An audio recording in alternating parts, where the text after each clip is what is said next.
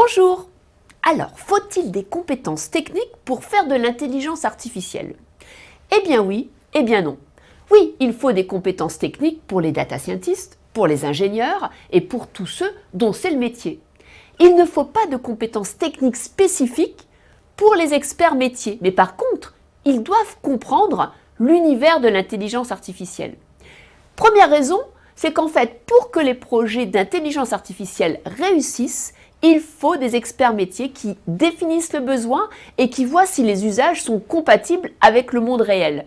Deuxième raison, il faut absolument que ces deux populations, les experts des métiers IA et les experts des métiers, quels qu'ils soient, se parlent, dialoguent, interagissent. Et pour ça, il va falloir que chacun fasse un petit bout de chemin pour aller vers l'autre. Et donc, il va falloir quand même vous mettre à du vocabulaire et comprendre un petit peu les différentes techniques d'IA pour pouvoir converser et comprendre la façon dont pensent, dont réagissent les métiers de l'IA. Donc oui, il vous faudra en tout cas monter en compétences IA si vous voulez continuer à développer le métier demain avec ses usages. Donc nous avons fait bien sûr le tour du monde pour comprendre en fait quel était ce rapport à l'IA. Alors déjà, vous avez plein de vidéos dans ce MOOC et je vous suggère bien sûr de toujours les regarder à la fois dans la chaîne YouTube Cécile Dejoux, mais également dans ce MOOC pour pouvoir les visionner en entier. Car si vous ne regardez pas les vidéos, vous allez perdre en fait l'essence de tout ce qui est autour bien sûr du cours. La première vidéo est celle de Luc Julia. Luc Julia, c'est le papa de Siri. Vous savez, ce téléphone, quand on parle et qu'on dit « Dis Siri », c'est lui qui a inventé ces premières IA qui permettent de parler et qui permettent bien entendu de répondre. Alors que nous dit Luc Julia? Luc Julia nous dit qu'il est important d'avoir un rapport assez simple avec l'intelligence artificielle et de savoir ce que l'IA, par exemple dans le langage, peut faire ou ne fait pas. Parce qu'il y a des choses que l'IA ne sait pas faire, quelles que soient les techniques. La reconnaissance visuelle, le langage, la productivité ou les systèmes de décision. Ensuite, nous avons la jeune génération. Alors, nous prenons l'exemple de la start-up Golem avec Thomas Solignac.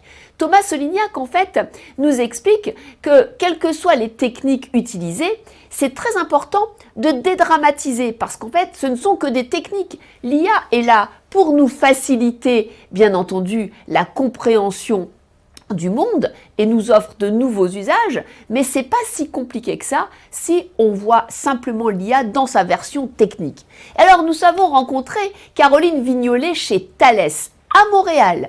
Pourquoi? Parce qu'à Montréal, il y a un endroit spécifique où se passent un petit peu toutes les innovations, tous les nouveaux modèles économiques avec l'intelligence artificielle. C'est bien sûr donc là où il y a Element IA, où il y a le prix Turing avec Joshua Bengtsson.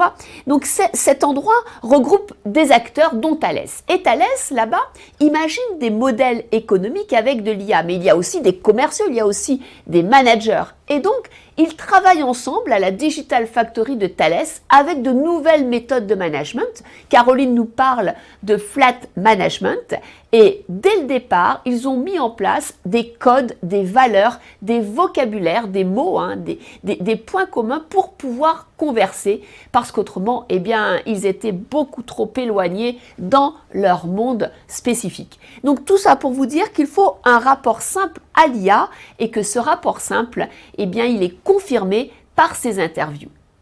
Continuons une fois qu'on a compris qu'en fait, c'était pas quelque chose de magique, l'intelligence artificielle, mais c'était en fait un nouvel espace à explorer. Il faut comprendre que c'est un environnement où il y a plein d'objets complémentaires. Déjà, la première chose, c'est le vocabulaire. Vous devez apprendre de nouveaux mots pour pouvoir bien comprendre le sens qui sont derrière ces mots lorsqu'on va vous parler, par exemple, de machine learning. Ça veut dire quoi? Ensuite, il va falloir comprendre les nouveaux modèles et concepts qui sont spécifiques à ce monde de l'intelligence artificielle. On n'est plus dans un monde rationnel, dans un monde déterministe. Avec l'IA, on est dans le monde de la météo, dans le monde de la probabilité.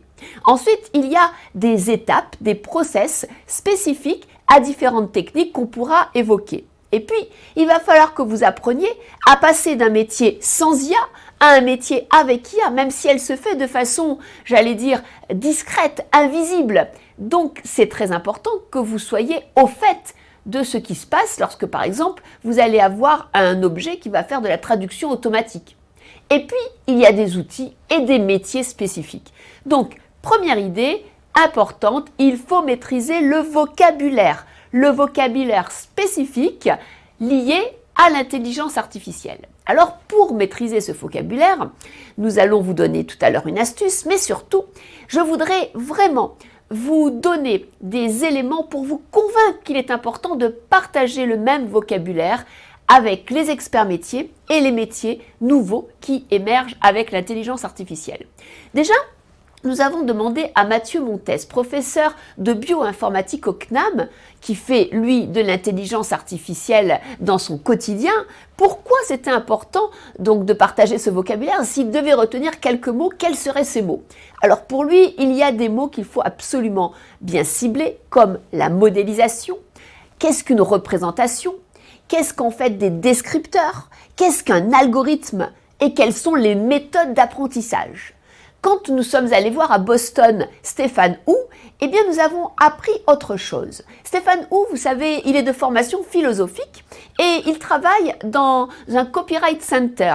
Il a décidé de prendre en charge une équipe de data scientists et là, il a fallu qu'il se forme. Alors, il s'est formé au métier des data et selon lui, il va falloir avoir des mots spécifiques aux data, puis des mots spécifiques à tout ce qui est l'environnement technologique et ensuite des mots spécifiques au métier. C'est la condition sine qua non pour pouvoir encadrer une équipe de data scientists.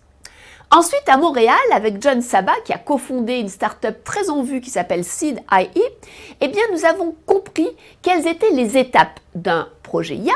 Et là, Johan, nous explique qu'en fait, les experts métiers sont indispensables dans les projets IA et que les projets IA qui ne marchent pas, c'est parce qu'il n'y a pas assez d'expression, de transversalité avec les experts métiers.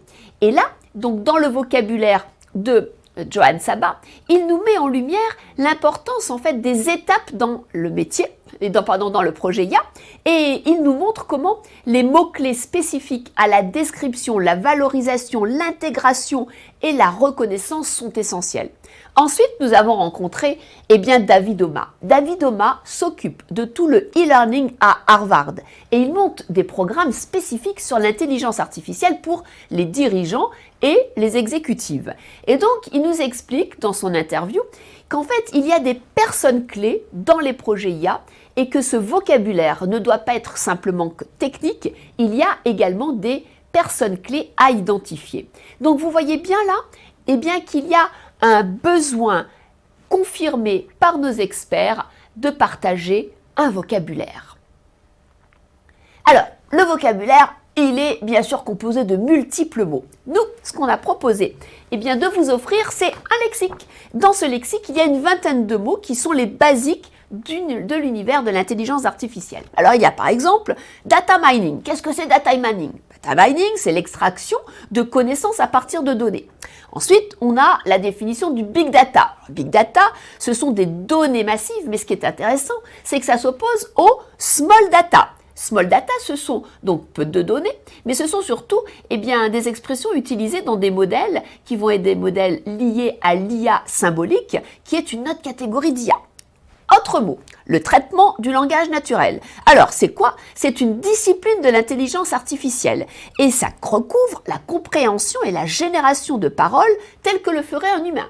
Ensuite, on a le mot-clé computer vision qu'on retrouvera très souvent, qui se traduit par vision par ordinateur. C'est la façon dont un ordinateur va pouvoir déceler dans son environnement des objets. Par exemple, ça va permettre de décoder une image et de la transcrire en code et ça va permettre donc de vous faire voir une image. L'algorithme, qu'est-ce que c'est un algorithme? Un algorithme, c'est une séquence de règles opératoires exécutées sur des données qui permettent l'obtention d'un résultat.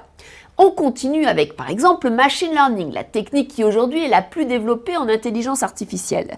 Donc le machine learning, c'est un procédé qui permet aux ordinateurs de s'améliorer grâce à l'apprentissage. Ça permet aux machines d'apprendre sans être explicitement programmées. Nous avons après l'apprentissage supervisé, non supervisé, etc., etc. Par exemple, eh bien, les RPA, le Robot Processing Automate, qui sont des systèmes qui permettent d'automatiser des tâches. Tout ce lexique est à votre disposition dans le MOOC, mais il faut aller plus loin. Astuce, dès que vous allez écouter une vidéo, dès que vous allez en fait repérer un mot qui peut être un mot technique ou qui peut être par exemple un nouveau métier lié à l'IA, je vous propose eh bien, de le noter et de rechercher son sens grâce à Internet et puis de partager sur le forum spécifique Zebra ou dans ce forum de fun, bien sûr, la définition de ce mot, mais surtout, si vous le mettez dans Zebra, vous pourrez ainsi solliciter les autres MOOCards et discuter sur le sens, l'application ou l'usage de ce mot. Et ce que je vous propose, si vous vous abonnez à la newsletter ceciledejoux.com, c'est en juin, à la fin du MOOC, de vous offrir un glossaire avec tout ce que vous avez pu mettre, un glossaire enrichi, un glossaire que l'on aura tous construit ensemble sur tous les mots-clés qui vous ont en fait posé question et où nous aurons les définitions. Ainsi, on aura notre première brique, notre base, on pourra ensemble avoir un vocabulaire commun. C'est l'étape 1. L'étape 2, c'est qu'il va falloir comprendre qu'il y a des nouveaux métiers. Des nouveaux métiers dans l'univers de l'IA. Par exemple, on a le data miner. Le data miner, c'est celui qui va extraire les données. On a l'ingénieur machine learning, celui qui va donner à son système différentes méthodes pour qu'il apprenne. On a le développeur IA, lui c'est celui qui code. Et puis on a le data analyst, celui qui va faire parler les données avec par exemple de la data visualisation. Ensuite on a le data scientist, ça c'est le matheux, celui qui va concevoir les algorithmes et concevoir bien sûr les systèmes. Ensuite, on a le data engineer, très important.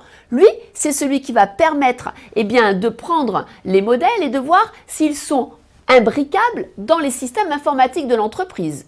Et il y a certainement le plus important, vous, le chef de projet IA.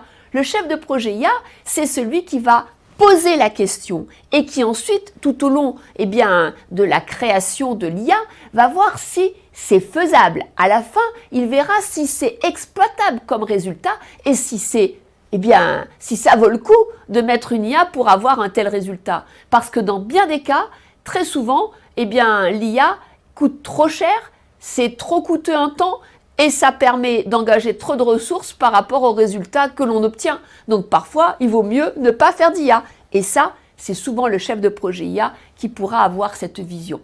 Donc on a vu le vocabulaire, on a vu les métiers clés. Et maintenant, voyons les étapes clés. Alors, bien entendu, très souvent, on se dit « la data, c'est le trésor. Je vais commencer mon projet IA par repérer, par cartographier la data. » Eh bien, c'est une erreur. Tous les projets IA qui réussissent commencent par une question. Et très souvent, c'est là où l'expert métier projet IA a toute sa valeur ajoutée. Quel est le problème à résoudre? Quel est l'objectif? On commence par bien définir le cadre, la problématique. Ensuite, bien sûr, on va aller chercher, dans une deuxième étape, les données. On va les extraire, on va essayer de limiter les biais et on va essayer de voir si on les a en interne ou s'il faut aller les chercher en externe. La troisième étape, là, avec les métiers de l'intelligence artificielle, les data scientists, les ingénieurs, les domaines data scientists, etc., on va créer, bien entendu, l'IA et on ira vers un résultat. Donc les étapes clés sont un peu contre-intuitives. Même si on l'a dit, la data c'est important, c'est peut-être le nouvel or de cette civilisation, le plus important, c'est quel est le besoin qu'on adresse. Voilà, tout ça pour vous dire qu'en fait, on a le vocabulaire, on a les métiers, on a les étapes clés et que l'intelligence artificielle change vraiment nos façons de penser. N'oubliez jamais qu'un data scientist a pour objectif d'optimiser ses données, qu'un expert IA a pour objectif, donc vous, d'avoir un résultat qui soit bien sûr convenable pour le client interne ou externe, et que les gens du métier, eux, ils vont avoir des modèles à optimiser. Donc on est quand même sur des résultats qu'il va falloir mettre en commun, sur lesquels il va falloir faire des concessions pour arriver à une réalité d'un projet qui fonctionne. Donc en fait, ça nous apporte quoi toutes ces intelligences artificielles? Alors, j'aimerais vous partager juste une petite anecdote. Quand je faisais mes courses il y a de ça quelques années, j'allais avec mon caddie dans le supermarché et intuitivement, je prenais ce dont j'avais besoin. Bon, j'oubliais toujours quelque chose, mais c'est pas très grave, je le faisais à l'instinct. Puis est arrivé Internet, qu'est-ce que j'ai fait? J'ai fait comme tout le monde, j'ai commencé à faire mes courses en ligne. Et quand on fait ses courses en ligne sur Internet, eh bien, on a des listes. Ces listes, on coche, on décoche ce que l'on va acheter en fonction du stock qu'on a à la maison. Donc, ce sont des listes préétablies. Ça nous fait gagner du temps, d'accord? Parce qu'en fait, on reçoit à la maison ce qu'il y a sur la liste, mais c'est pas individualisé. C'est quand même en fonction de ce que moi, j'ai coché ou décoché. Imaginons que demain, j'ai une petite IA. Alors, si j'ai une petite IA et que je lui délègue le fait de faire mes courses, l'intérêt, c'est qu'elle va pouvoir, s'adapter à mon environnement et qu'elle va pouvoir prendre en compte des critères qui sont les critères de la semaine. Prenons un exemple. Si on vient de recevoir une analyse comme quoi mon mari a du cholestérol, que mes enfants doivent passer un examen et puis que j'ai pas envie de prendre 2-3 kilos, l'IA va pouvoir intégrer ces nouveaux critères pour ensuite, en fonction de ce que j'ai dans mon frigidaire et de ce qu'il y a en magasin, m'adresser une course, donc toute une livraison qui prendra en compte tous ces critères, et ainsi j'aurai plus qu'à lire la recette qu'elle m'aura bien entendu offerte pour pouvoir faire le plat adapté à des critères individualisés. Donc vous voyez, on passe vraiment avec l'IA à un monde de la personnalisation, un monde des nouveaux usages et un monde qui s'adapte un petit peu à chacun.